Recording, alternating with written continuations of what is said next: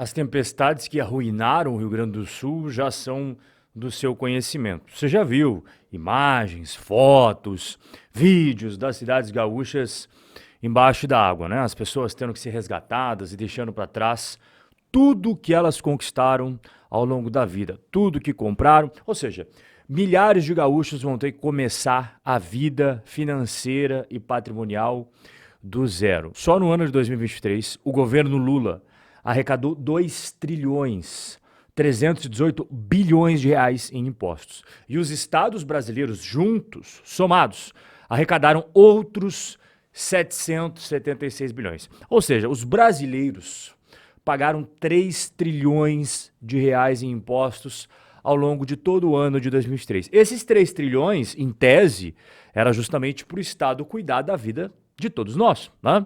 E aqui inclui, obviamente, as obras de suma importância de infraestrutura. Ai, mas não tem dinheiro. Não tem dinheiro?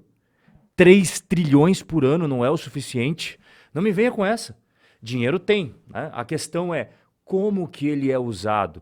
E nós dois sabemos como que o dinheiro público é usado no Brasil. Eu não sei se você já conheceu Porto Alegre, eu já fui várias vezes comer um belo de um churrasco e ver um joguinho de futebol. Mas caso você não saiba como é, vamos relembrar junto as aulas de geografia da época lá do ensino fundamental. Aqui está o nosso Brasilzão. Vamos aqui para baixo, onde está esse pontinho vermelho. Vamos expandir. É aqui que você vai encontrar a região de Porto Alegre. Você tem vários rios que todos eles acabam desembocando aqui, ó, e virando o Lago Guaíba, que é este lago que está dando toda essa confusão danada que você está vendo aí na mídia. Acontece que não é a primeira vez que Porto Alegre passa por essa tragédia. Em 1941 teve uma enchente muito semelhante a essa daí, que também alagou a cidade inteira. Alguns anos depois, 1967, outra vez a enchente invadiu a cidade de novo. Ano passado, 2023, tivemos 2 problemas no Guaíba. A gente teve um ali em setembro e outro em novembro. E agora, mais uma vez, em maio de 2024, esse problema que você está vendo aí nas redes sociais, nos jornais, nas notícias, né? Todo mundo já está ligado. A pergunta que eu tenho é: quantas vezes precisa acontecer essa tragédia para o Estado brasileiro fazer alguma coisa? Nós estamos pagando. É obrigação dele cuidar desse tipo de coisa. Ele não está fazendo um favor.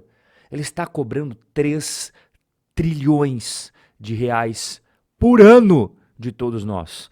É isso que me deixa indignado, cara. Nós pagando 3 trilhões por ano para o Estado para cuidar exatamente de coisas como essa daqui, e ele não faz. E no final do dia, quem que está ajudando os gaúchos desabrigados? Quem está ajudando as pessoas no Rio Grande do Sul?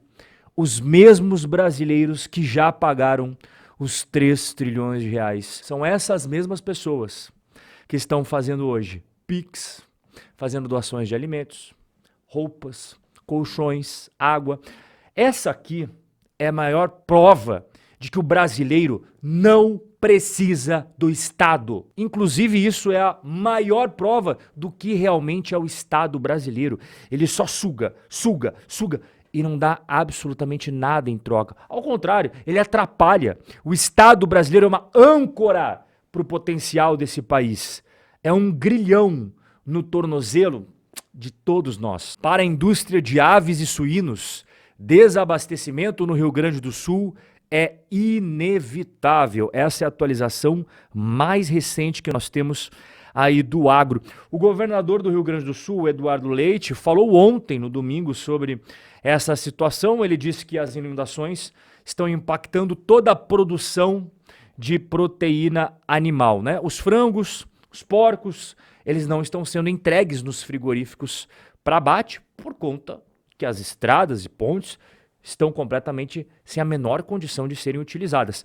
E isso, obviamente, causa o desabastecimento. Mas mesmo aqueles lugares em que você ainda tem as rotas e você consegue entregar os frangos e os porcos nos frigoríficos, esses frigoríficos estão sem trabalhadores, porque os funcionários não conseguem chegar até o lugar de trabalho. A interrupção das estradas e pontes impede tudo.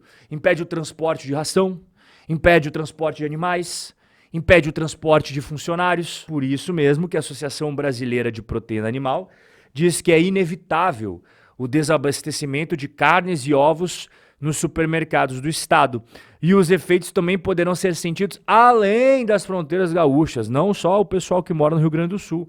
Afinal de contas, o Rio Grande do Sul representa 11% do abate de frangos e 20% do abate de suínos em todo o Brasil. Outro impacto, preço de arroz e carnes podem subir. Isso daqui também é uma atualização de hoje. O Rio Grande do Sul ele é um grande produtor de arroz, de trigo, de soja e de proteína animal, como você acabou de ver, né, de carnes. E essas chuvas pesadas, elas afetam em cheio o desenvolvimento das culturas agrícolas e também impactam, como a gente viu, né, o escoamento dos produtos pelas rodovias e portos do Rio Grande do Sul. Então, por exemplo, os grãos, eles são utilizados como ração. E se você não consegue levar essa ração até o destino, o que vai acontecer com a produção de frango, a produção de ovos, a própria produção de carne de boi e carne de porco? Então, acaba prejudicando e o preço tende a subir. A gente tem outro impacto que é o arroz.